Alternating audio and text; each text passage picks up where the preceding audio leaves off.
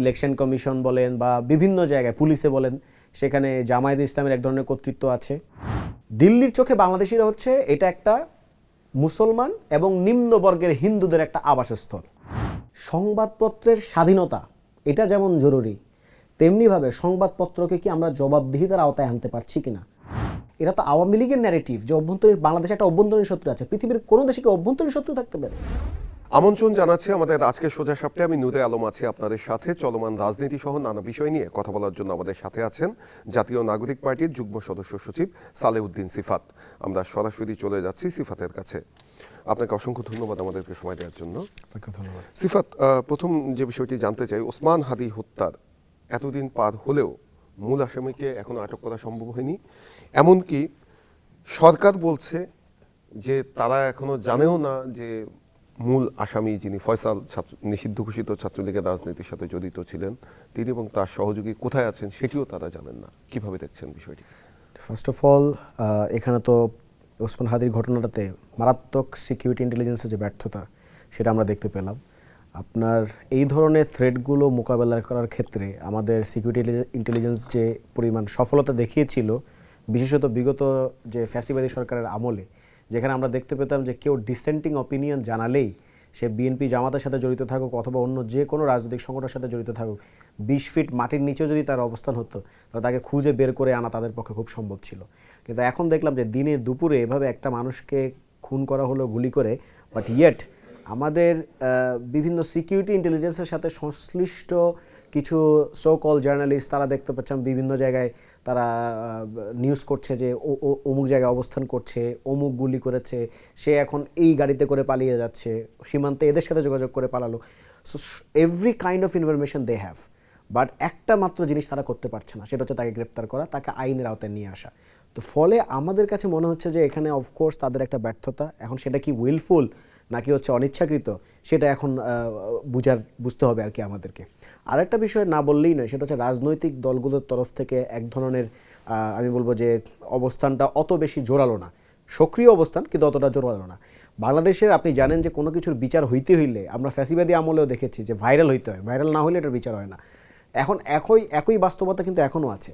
রাজনৈতিক দলগুলো যতক্ষণ পর্যন্ত না অনবোর্ড হচ্ছে এবং ওই বিষয়ে সক্রিয় এবং জোরালো ভূমিকা রাখছে ততক্ষণ পর্যন্ত কেন জানি আমাদের প্রশাসনের টনক নড়ে না। আপনি দেখবেন যে কোনো ইস্যুতে যদি বিএনপি, জামায়াত, এনসিপি এবং অন্যান্য সকল রাজনৈতিক দল একসাথে সক্রিয়ভাবে জোরালোভাবে বলে যে এই খুনের বিচার হইতে হবে, এই জিনিসটা সমাধান দরকার, তাহলে দেখবেন যে পরের দিনই সমাধানের দিকে আমরা। কিন্তু আমরা তো দেখলাম হচ্ছে বিএনপিও তারাও বিক্ষোভ মিছিল করেছে, সমাবেশ করেছে, হাদিকে যেদিন গুলি করা হয় আপনারাও কর্মসূচি পালন করেছেন, জামায়াতের কর্মসূচিও আমরা দেখেছি। তো তারপরেও তো সরকারের যে আই আন্ডারস্ট্যান্ড, আমরা সবাই প্রতিবাদ করছে, মিছিল করছে, বিবৃতি দিচ্ছে। আমি বলেছি যে তারা সক্রিয়, কিন্তু তারা জোরালোভাবে সক্রিয় না। মানে একটা জিনিসের পেছনে লেগে থাকা যে এই জিনিসটা কেন বিচার হচ্ছে না। আজকে যদি আপনি প্রত্যেকটা রাজনৈতিক দল বলে যে কোঅর্ডিনেটেড ওয়েতে, আপনি যদি খেয়াল করেন হাদি আসলে কি হিসাবে হাজির হয়েছে আমাদের সামনে, একটা ন্যাশনাল ইন্টিগ্রেশনের একটা ইন্টিগ্রেটেড সিম্বল আকারে তো সে হাজির হয়েছে। বিশেষত জুলাই অভ্যুত্থানের পরে এক ধরনের সবার মাঝে, সব রাজনৈতিক দলগুলোর মাঝে কিন্তু এক ধরনের বিভাজন, মতানৈক্য তৈরি হয়েছিল। কিন্তু হাদির মৃত্যুতে বা হাদির এই শাহাদাতে আবার সবাই দেখলাম সবাই একসাথে দাঁড়িয়েছে। ফলে এটা একটা ন্যাশনাল এন্ডোর্সমেন্টের জায়গা তৈরি করেছে for all the political parties. কিন্তু সেই জায়গাটা সকল পলিটিক্যাল পার্টিস কোঅর্ডিনেটেড ওয়েতে সবাই কোলাবোরেটিভলি এটার জন্য বিচার চাইবে সেটা কিন্তু হচ্ছে না। আবার দেখা যাচ্ছে যে কেউ হাদিকে নিজেদের মতো করে নিজেদের ক্ষুদ্র রাজনৈতিক স্বার্থে তাকে ব্যবহার করার চেষ্টা করছে, তাকে গ্রাস্প করার চেষ্টা করছে। কিন্তু হাদিকে তো আসলে এভাবে আপনি একটা নির্দিষ্ট দলীয় ছকে যদি আপনি আবদ্ধ করে ফেলেন তাহলে সে আসলে ন্যাশনাল যে ফেস, ন্যাশনাল এন্ডোর্সমেন্টের যে জায়গা সেটার মুখোমুখি হবে না। এবং আমরা মনে করি যে যেহেতু আমি বলেছি সিকিউরিটি ইন্টেলিজেন্সের কথা, সরকারের কাছে তো এই তথ্যটা ছিল, সরকার এবং রাষ্ট্রযন্ত্রের কাছে। সরকারকে আমি আলাদা করে দেখি, রাষ্ট্রকে আলাদা করে দেখি, কারণ রাষ্ট্রের অনেকগুলো অ্যাপারেটাস আছে যেগুলো আমাদের এখন মনে হচ্ছে যে অনেক জায়গায় হয়তো সরকারকেও হেল্প করে না, কারণ সরকার তাদের উপর নিজেদের কর্তৃত্ব এবং নেতৃত্ব আসলে প্রতিষ্ঠা করতে পারে নাই। তো এখন রাষ্ট্রের অনেকগুলো অ্যাপারেটাস আছে যারা কিন্তু জানতো যে এই ধরনের ঘটনা ঘটবে। এবং ওসমান হাদি, হাসনাত আবদুল্লাহ, আসিফ মাহমুদ সজীব ভুঁইয়া, মাহফুজ আলম, এই পিপলগুলো যে টার্গেটেড, এই ইউথরা যে টার্গেটেড, এটা তো তাদের কাছে জানা ছিল। বিশেষত মাহফুজ আলম আপনি জানেন নিউ ইয়র্কে গিয়েছিল, সেখানে এক ধরনের হামলার শিকার হয়েছে, লন্ডনে গিয়েছিল, সেখানেও হামলার শিকার হয়েছিল। ফলে এই থ্রেটগুলো কিন্তু সবসময় কিন্তু জারি ছিল, আশঙ্কাটা জারি ছিল। তাহলে এখন যে তারা এটা সমাধান করতে পারলো না, এটা অফকোর্স আমাদের মনে হচ্ছে যে যদিও তাদের হয়তো সদিচ্ছা তারা দেখাচ্ছে, কিন্তু তারা আসলে ব্যর্থ হয়েছে। এখন এই ব্যর্থটা কি উইলফুল কিনা নাকি অনিচ্ছাকৃত, সেটা নিয়ে হয়তো আমরা ডিসকাশন করতে পারি ভবিষ্যতে। আমরা একই দিন দেখলাম হচ্ছে দীপু হত্যাকাণ্ডের ঘটনা ঘটেছে এবং নির্মমভাবে তাকে আগুনে পুড়িয়ে মারা হয়েছে ধর্ম অবমাননার অভিযোগ তুলে। পরবর্তীতে দেখা গেল যে সে আসলে এই ধরনের কোনো কাজ করেনি এবং তার পুরো পরিবারের অর্থনৈতিক সক্ষমতাই নেই যে একটি স্মার্টফোন কেনার মতো। তারপরে আমরা দেখলাম বিএনপির একজন নেতার মেয়েকে পুড়িয়ে হত্যা করা হয়েছে। জি জি। তো এই ঘটনাগুলো আসলে কি বার্তা দেয় যে আমাদের একটা সরকারের 17 মাস পার হয়েছে, সামনে নির্বাচন, তো তারা আসলে আইন শৃঙ্খলা পরিস্থিতির কাঙ্ক্ষিত উন্নয়ন তো করতে পারলো না। আপনার কাছে কি মনে হয়? সত্য, আপনি যদি ফ্যাসিবাদের যেসব রেসিডিউ আছে তাদেরকে যদি আপনি মোকাবেলা করতে না পারেন, তাদেরকে যদি আপনি আইনের আওতায় না আনতে পারেন, তাহলে যা হবার এখন সেটা আমরা দেখতে পাচ্ছি। Seriously these are being unfolded. এবং হাদির হত্যার ইস্যুটাতে যদি আমি একটা আওয়ামী লীগের যে একটা থিওলজি নিয়ে আলাপ করা খুব জরুরি, তাইলে হয়তো এইগুলো আমরা রিলেট করতে পারবো। আওয়ামী লীগ এখন একটা নিজস্ব একটা থিওলজিতে বিশ্বাস করে। সে যেহেতু ফ্যাসিবাদী পার্টি, তার একটা থিওলজি আছে। থিওলজিটা কি? থিওলজি হচ্ছে সে এখন 5ই আগস্টের পরে সিচুয়েশনটাকে ভাবতেছে 1971 সাল। তাদের সকল রাজনৈতিক নেতাকর্মীরা সবাই কিভাবে সেভাবে যে 1971 সালে তাকে যখন 25শে মার্চে পাকিস্তানি হানাদার বাহিনী আমাদের এখানে হামলা করলো, এখানকার যারা রাজাকার কোলাবোরেটর্স ছিল তারা যখন নির্যাতন নিপীড়ন চালানো শুরু করলো, তখন আওয়ামী লীগের নেতাকর্মীরা আশ্রয় নিল কোথায়? ভারতে। এবং তারপর সেখান থেকে তারা বিএলএফ মুজিব বাহিনী গঠন করে এখানে বাংলাদেশে তারা হানাদারদেরকে মোকাবেলা করার জন্য বাংলাদেশে প্রবেশ করলো। আওয়ামী লীগের যে মনস্তত্ত্ব, তাদের মুজিববাদীও মনস্তত্ত্বে কিন্তু এখন পর্যন্ত তারা 5ই আগস্টকে বিশ্লেষণ করে 1971 সাল দিয়ে। তারা এখন 1971 চোখ দিয়ে সে 5ই আগস্টকে বিশ্লেষণ করে। ফলে তাদের কাছে কি মনে হচ্ছে যে 5ই আগস্টে বাংলাদেশের জনগণ তাদেরকে একদম সমূলে উৎপাটিত করে ভারতে পাঠিয়েছে। এখন তারা তো বাংলাদেশের জনগণকে কি মনে করে? রাজাকার মনে করে। তারা বাংলাদেশের জনগণকে মনে করে পাকিস্তানি, তারা বাংলাদেশের জনগণকে মনে করে হানাদার। ফলে এই তাদের চিন্তা চেতনায় কি যে হানাদাররা, পাকিস্তানিরা, রাজাকাররা তাদেরকে ইন্ডিয়া পাঠিয়েছে। সুতরাং তারা ওইখান থেকে ট্রেনিং নিয়ে তারা এখন কি করবে? ওই পাকিস্তানি যে রাজাকার অর্থাৎ বাংলাদেশের নাগরিক কোট আনকোট, তাদেরকে তারা কি করবে? হামলা করবে, তাদেরকে প্রতিহত করবে, প্রতিরোধ করে আবার ভারতে চলে যাবে, এরকম। এখন আই ডোন্ট নো হাদির ঘটনায় যারা হত্যাকারী আছে, যারা গুলি করেছে, তারা কি আসলে ইন্ডিয়াতে পালিয়ে গিয়েছে কিনা না বাংলাদেশে আছে, এটা কিন্তু সাবস্ট্যান্সিয়েটেড না। যদিও অনেক মিডিয়া আউটলেটস বা অনেক যারা সো কল ইনভেস্টিগেটিভ জার্নালিস্ট তারা বারবার বলার চেষ্টা করছে যে সে ভারতে পালিয়ে গিয়েছে, কিন্তু সে আসলে কি বাংলাদেশে আছে কিনা বা সে ভারতে পালিয়ে গেছে কিনা এটা কিন্তু এখনো সাবস্ট্যান্সিয়েটেড না। কিন্তু আওয়ামী লীগের মনস্তত্ত্ব বোঝাটা খুবই গুরুত্বপূর্ণ, কারণ সে এভাবেই বাংলাদেশে আরও অনেকগুলো জায়গায় দেখবেন আপনি, যেখানে উগ্রপন্থী হামলা হচ্ছে, যেখানেই আপনার দেখবেন কোনো এরকম ধরনের ভায়োলেন্স হচ্ছে, সেখানে দেখবেন যে আওয়ামী লীগের কেউ না কেউ সেই বিষয়টাকে উস্কে দিচ্ছে, সেটাকে আরও বেশি সহিংসতার দিকে নিয়ে যাচ্ছে। এবং সরি টু সে, আমাদের সিকিউরিটি ইন্টেলিজেন্সগুলোরও এক ধরনের আমরা দেখেছি যে নীরবতা আছে, নিষ্ক্রিয়তা আছে। সরকারের তরফ থেকে, রাষ্ট্রের পক্ষ থেকে তারা সক্রিয়ভাবে নিষ্ক্রিয় আমাদের বলতেই হচ্ছে। কেন? আপনি ধরেন ডেইলি স্টারের যে ঘটনাটা বা প্রথম আলোর যে ঘটনাটা, সেটা দেখেন, সরকারকে এটা অ্যান্টিসিপেট করে নাই বা রাষ্ট্রের যে সিকিউরিটি ইন্টেলিজেন্স তারা কি এটা অ্যান্টিসিপেট করে নাই যে এই ধরনের ঘটনা আনফোল্ডেড হইতে পারে? তাহলে সেই অ্যান্টিসিপেশন অনুযায়ী তাদের আসলে কি যথেষ্ট সতর্কতা, যথেষ্ট তারা কি আগে থেকে ওয়াকিফ থাকা অবস্থায় তারা কি ওই সতর্কতা অবলম্বন করেছে? করে নাই। কারণ আমরা দেখতে পেয়েছি যে within a short span of time daily স্টারের ভাঙচুর হচ্ছে, প্রথম আলো ভাঙচুর হচ্ছে। তাহলে তাদের কি তো আমরা দেখতে পাই নাই যে ওই ধরনের সতর্কতা তারা অবলম্বন করেছে। সো আপনি আবার আরেকটা দিকটা খুব গুরুত্বপূর্ণ, সেটা হচ্ছে রাজনৈতিক দলগুলোর দায়িত্বশীলতা। রাজনৈতিক দলগুলো খালি সভা, সেমিনার, বিবৃতি দিয়ে খালি বলছে আমরা এটার প্রতিবাদ জানাই, আমরা এটার নিন্দা জানাই। তা আপনারা যখন দেখলেন যে এই ধরনের একটা ঘটনা আসতে যাচ্ছে এবং ক্রাউড জড়ো হচ্ছে, সংক্ষুব্ধ জনতা জড়ো হচ্ছে, তখন আপনারা এই দায়িত্ব নিলেন না কেন? আমাদের এনসিপির তরফ থেকে আমাদের দায়িত্ব নিতে হয়েছে, কিন্তু আমি বিএনপির তরফ থেকে কাউকে দায়িত্ব নিতে ওই শাহবাগে উপস্থিত হয়ে দেখি নাই যে মানুষগুলোকে একটা যৌক্তিক রাজনৈতিক পরিণতির দিকে নিয়ে যাওয়ার জন্য কোনো লিডার এসে বলেছে এটা করেন, এটা কইরেন না, সহিংসতা কইরেন না, এই পথে আগান। এটা আমি বিএনপির তরফ থেকেও দেখি নাই, জামাতের তরফ থেকেও দেখি নাই। এবং অনেকে মনে মনে হয়তো ভয়ও পেয়েছে যে আমি কি এমন কোনো যদি কথা বলি যেটা হয়তো জনতা পছন্দ করবে না, তখন আমার উপর হামলা হইতে পারে কিনা, এই ভয়ে অনেকে ওখানে আসতেও চায় না, কথাও বলতে চায় না। যেদিন হাদির মৃত্যু সংবাদ বাংলাদেশে ছড়িয়ে পড়লো 9:30টার পরে, গত বৃহস্পতিবার, এরপরে বাংলাদেশের সাধারণ মানুষ, একদম কোনো রাজনীতির সাথে জড়িত না, তারা কিন্তু হাদির এই মৃত্যুতে প্রচন্ড রকম শোকাহত, শাহবাগে প্রতিবাদ জানাতে যাচ্ছে। ঠিক একই সময়ে যে প্রথম আলো এবং ডেইলি স্টারের উপরে হামলা, মানে প্রথম আলো ডেইলি স্টারের সাথে তো হাদি হত্যার কোনো কানেকশনস নেই। কানেকশনস নেই, ওখানেই হামলা। এটা কি আসলে খুবই সরলভাবে না, এটা সরলভাবে দেখার কোনো সুযোগ নাই। সরলভাবে দেখার কোনো সুযোগ নাই, কারণ এই ধরনের সংক্ষুব্ধ পরিস্থিতি তৈরি হইলেই প্রথমত আপনাকে যেটা আমি বললাম যে রাজনৈতিক দলগুলোর এক ধরনের দায়িত্বহীনতার পরিচয় আমরা সেদিন দেখেছি। অ্যাট দ্য সেম টাইম বাংলাদেশের যারা নিরাপত্তা বা গোয়েন্দা সংস্থার জন্য যারা কাজ করেন তাদের জায়গা থেকে যথেষ্ট সতর্কতামূলক অবস্থান কিন্তু আমরা দেখি নাই। এবং কেউ কেউ তো অবশ্যই আছে যারা তখন দেখেন এই ধরনের সংক্ষুব্ধ পরিস্থিতি তৈরি হলো, এখানে বলে না যে আলু পোড়া খেতে ভালোবাসে, তারা এই জিনিসটা করতে চায়, তো ফলে তারা এই ঘটনা ঘটিয়েছে। কিন্তু যারা সচেতন নাগরিক আছে, আমরা যদি আমাদের কথা বলি, আমি যেহেতু একটা পার্টিকে রিপ্রেজেন্ট করছি, আমরা কিন্তু ইনস্ট্যান্ট আমরা সেখানে গিয়েছি।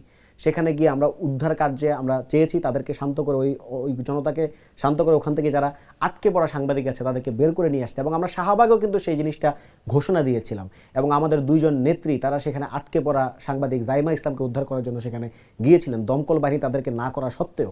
তো ফলে আমাদের জায়গা থেকে ইউথরা কিন্তু আমরা এই জিনিসটা করার চেষ্টা করেছি। কিন্তু আমাদের মনে হয়েছে গোটা পরিস্থিতি বিবেচনা করে যে এইখানে রাষ্ট্রের কোনো একটা অংশের যদি না কমপ্লিসিটি থাকে, রাষ্ট্রের কোনো একটা অংশের যদি না নিষ্ক্রিয়তা, উইলফুল নিষ্ক্রিয়তা যদি না থাকে, তাহলে এই ধরনের ঘটনা ঘটার সম্ভাবনা নিশ্চয়ই ছিল না। রাষ্ট্রের মধ্যে নিশ্চয়ই, রাষ্ট্রের অভ্যন্তরে নিশ্চয়ই এমন কোনো এলিমেন্টস আছে যারা চায় যে এই ধরনের একটা অস্থিতিশীল পরিস্থিতি তৈরি হোক এবং যাতে হয়তো নির্বাচনটা পিছিয়ে যাক। এবং নির্বাচন পিছানোর সাথে আরেকটা জিনিস সম্পৃক্ত, আসলে তারা নির্বাচন পেছাতে চায় না, তারা মূলত এটার মধ্য দিয়ে বাংলাদেশে যে আওয়ামীবিহীন একটা বাস্তবতা আমরা দেখতে পাচ্ছি, আওয়ামীবিহীন যে একটা ভবিষ্যৎ আমরা কল্পনা করতে চাচ্ছি, সেই আওয়ামীবিহীন ভবিষ্যৎটাকে তারা বাংলাদেশের মানুষকে কল্পনা করতে দিতে চায় না। It's not basically the issue of election, it is basically the issue of Awami League disappearing from the scene. সাংবাদিক নুরুল কবিরকে যেভাবে লাঞ্ছিত করা হয়েছে, আসলে বিগত সময়েও সাংবাদিক নুরুল কবির সবসময় সরকারের সমালোচনায় মুখর থাকতেন, এবং তাকে যে ভাষায় আক্রমণ করা হয়েছে। আমি এই প্রসঙ্গে আসছি, বিশেষত একটা জিনিস হচ্ছে, দেখেন আমি অলওয়েজ এই ধরনের ভায়োলেন্সের কন্ডেমনেশন আমরা দিচ্ছি। এই ধরনের ভায়োলেন্স হলে আমরা সবসময় সবার আগে আমরাই এগিয়ে যাব, এটা আমরা জাতির কাছে এটা শো করেছি। এবং সরকারের তরফ থেকে 15 জন এখন পর্যন্ত গ্রেপ্তার হয়েছে যতক্ষণ পর্যন্ত আমি জানি, এতদূর পর্যন্ত।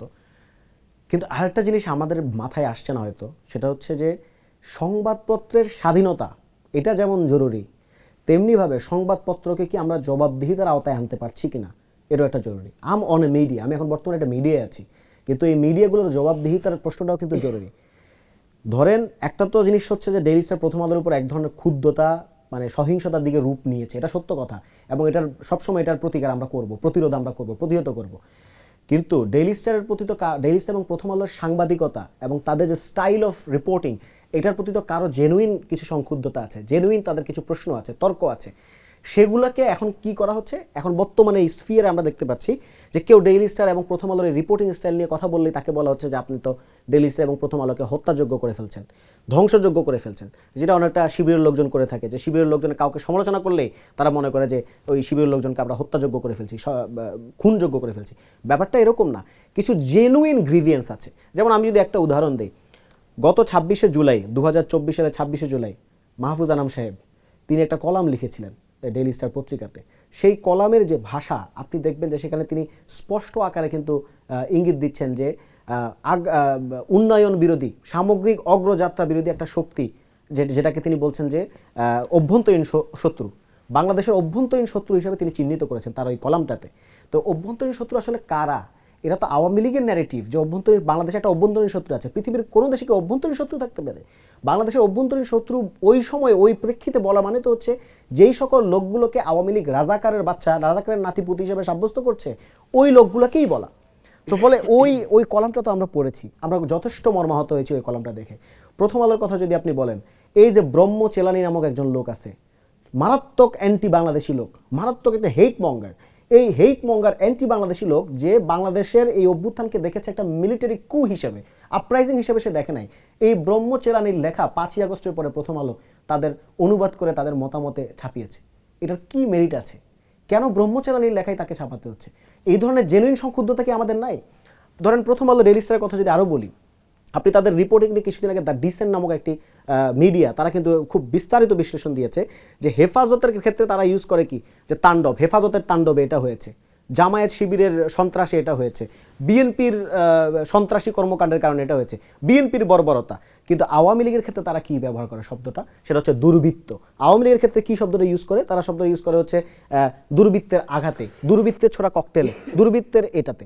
তো ফলে এই ধরনের যে রিপোর্টিং, এইটারও তো শিকার অনেকেই হয়েছে। আপনি যখন বিএনপির একটা ছেলেকে তাকে সন্ত্রাসী বানাই দেন, আপনি যখন শিবিরের একটা ছেলেকে তাকে যখন আপনি বর্বর বানাই দেন, তাদের মধ্যে কি জেনুইন সংক্ষুব্ধতার জন্ম নেয় না? এবং আমরা অ্যাজ এ নেশন তো আমরা ফেল করেছি।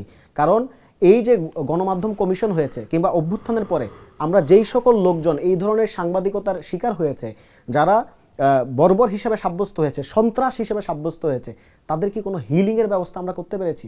তাদের কোনো স্টেট রেকগনিশনের আমরা ব্যবস্থা করতে পেরেছি? করতে পারিনি। ফলে আমরা যেমনভাবে ডেইলি স্টার এবং প্রথম আলো অফিস, শুধু ডেইলি স্টার প্রথম আলো না, যে কোনো অফিসে হামলার বিরুদ্ধে যেরকম আমরা সবসময় সরব থাকব এবং এই ধরনের হামলাকে আমরা প্রতিরোধ করব আমাদের সর্বশক্তি দিয়ে। ভেতরে আগুন লাগলে প্রয়োজনে আমি আগুনে ঝাঁপ দিয়ে প্রতিহত করব। কিন্তু অ্যাট দ্য সেম টাইম আমাদেরকে এই কথাগুলোও বলতে হবে যে তারা তাদের রিপোর্টিং স্টাইলের কারণে অনেকগুলো মানুষকে তারা সংক্ষুব্ধ করেছে, তাদের জীবন, অনেকের জীবন কিন্তু নষ্ট হয়েছে। সেই বিষয়গুলো কিন্তু আমাদেরকে তুলে ধরতে হবে অ্যাট দ্য সেম টাইম। ভারতের রাজধানী নয়াদিল্লিতে বাংলাদেশ হাইকমিশনের সামনে আবারও বিক্ষোভ শুরু করেছে হিন্দুত্ববাদীরা। আমরা দেখেছি যে গতকালকের মানে সেখানে এক অর্থে হামলাই চালানো হয়েছে এবং তারা আমাদের যিনি রাষ্ট্রদূত তাকে হত্যার হুমকিও দিয়েছেন। পরবর্তীতে ভিসা কার্যক্রম সেখানে বন্ধ করা হয়েছে এবং শিলিগুড়িতে ভিসা প্রসেসিং সেন্টার সেটি সেখানে ভাঙচুর করা হয়েছে। আপনার কাছে কি মনে হচ্ছে যে ভারতের সাথে আসলে কোন দিকে যাচ্ছে? একটা জিনিস হচ্ছে, ভারত বলবো না এটাকে, আমি বলবো দিল্লি। দিল্লিকে বলতে বোঝাই আমরা এস্টাবলিশমেন্ট, ভারতের বর্তমান যে এস্টাবলিশমেন্ট সেটা। আর ভারত বলতে আসলে সেখানে ভারতের সরকারও আছে, ভারতের জনগণও আছে। ভারতের জনগণের সাথে we don't have any issues, তাদের পক্ষে বরং আমরা সবসময় দাঁড়িয়েছি। আজকে ডিসেম্বর মাস, এই ডিসেম্বর মাসেই আমার মনে পড়ে 2019 সালে যখন এনআরসি বিরোধী আন্দোলন হয়েছিল, সেই আন্দোলনের সংহতি জানিয়ে, মানে ওই আন্দোলনের প্রতি ওইখানকার যে স্টুডেন্টরা ছিল তারা কিন্তু আহত হয়েছিল, হামলা শিকার হয়েছিল হিন্দুত্ববাদীদের দ্বারাই। সেই তাদের প্রতি সংহতি জানিয়ে আমরা ঢাকা ইউনিভার্সিটিতে দাঁড়িয়েছিলাম 2019 সালে। তেমনিভাবে তারা 2024 সালে যখন অভ্যুত্থান চলছিল, তখন তারা অভ্যুত্থানের পক্ষে, স্টুডেন্টদের পক্ষে তারাও কিন্তু রাস্তায় নেমেছিল। তাদের জনগণের সাথে আমাদের জনগণের যে সম্পর্ক সেটা সবসময় অটুট থাকবে। কিন্তু সেখানকার চেপে বসা যে হিন্দুত্ববাদী শক্তি আরএসএস এবং বিজেপি, তাদের এবং দিল্লির যে সমগ্র যে এস্টাবলিশমেন্ট, তাদের সাথে আমাদের যে সম্পর্কটা, এটা কিন্তু এখন পর্যন্ত বন্ধুত্বপূর্ণ সম্পর্ক না। বন্ধুত্ব আবার কিসের? আপনি ধরেন ভারতের যে এস্টাবলিশমেন্ট, দিল্লির চোখে বাংলাদেশিরা কি? দিল্লির চোখে বাংলাদেশিরা হচ্ছে এটা একটা মুসলমান এবং নিম্নবর্গের হিন্দুদের একটা আবাসস্থল। সুতরাং তাদের যে হিন্দুত্ববাদী পিকচার, তাদের যে রাম রাজত্বের পিকচার, সেই পিকচারে আমি আমার অবস্থান কি? আমাকে পিটিএমের, আমি তো তার সেখানে এলিয়েন। যে নিম্নবর্গের হিন্দু সে তো সেখানে এলিয়েন। সুতরাং তাকে পিটিএ মারাই তো তাদের জন্য বৈধ, জায়েজ, তারা তো সেটাকে জায়েজ মনে করে।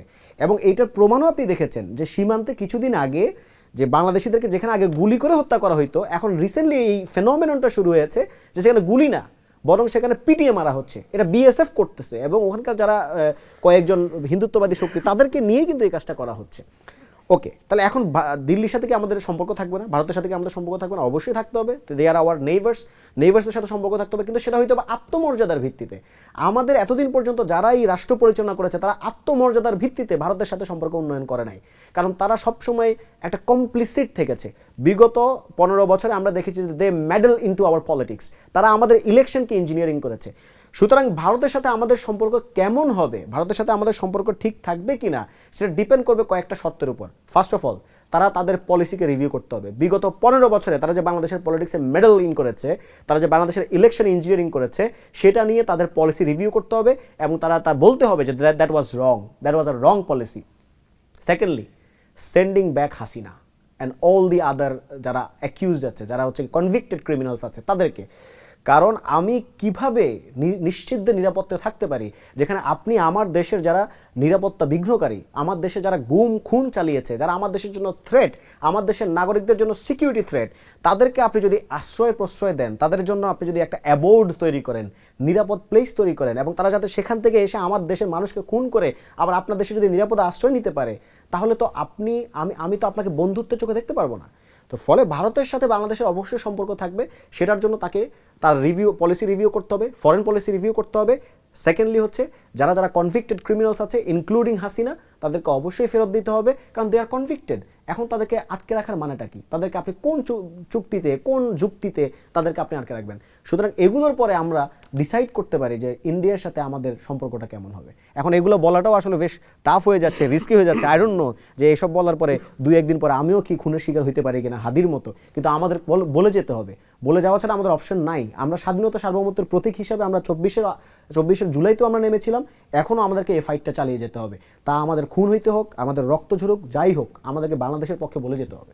নির্বাচনের সময় ঘনিয়ে আসছে, আপনাদের প্রস্তুতি কেমন? আপনারা কি 300 আসনেই প্রার্থী দিচ্ছেন? আপনি তো ইতিমধ্যে জানেন বোধহয় যে আমাদের এক ধরনের জোটের একটা পরিস্থিতি আছে, এবি পার্টি রাষ্ট্র সংস্কার আন্দোলনের সাথে জাতীয় নাগরিক পার্টির।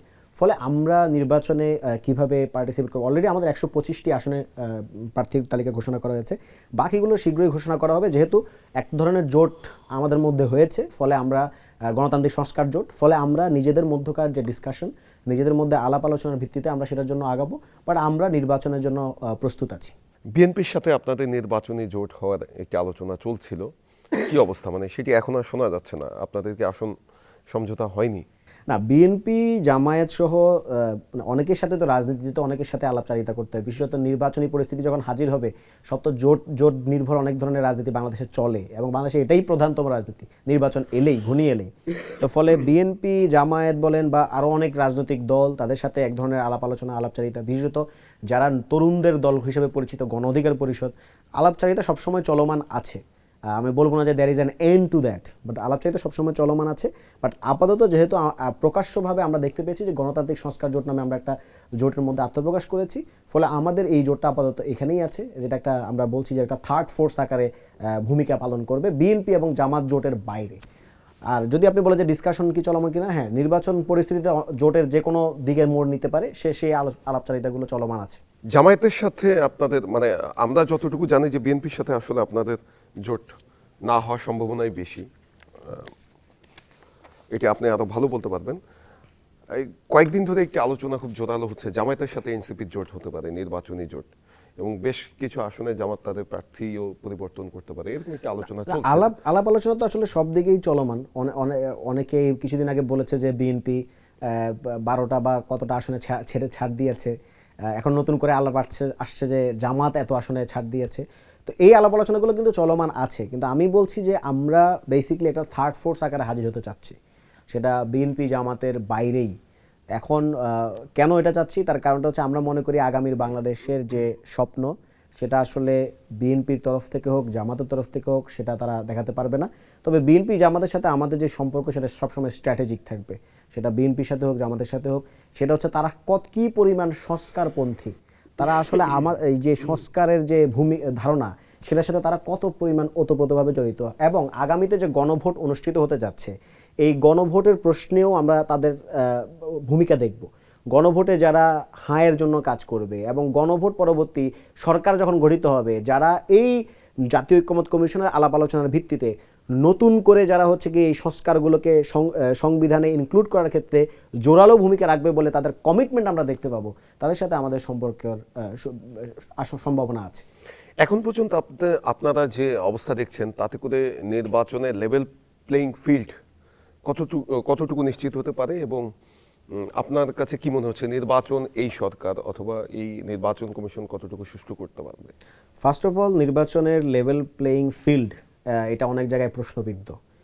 বিশেষত একটা হচ্ছে সেন্ট্রাল পজিশনে, অর্থাৎ সেন্টারে দেখা যাচ্ছে অনেক জায়গায় সচিব বা হচ্ছে কি অনেক ইলেকশন কমিশন বলেন বা বিভিন্ন জায়গায় পুলিশে বলেন, সেখানে জামায়াত ইসলামের এক ধরনের কর্তৃত্ব আছে, এটা বলতেই হচ্ছে।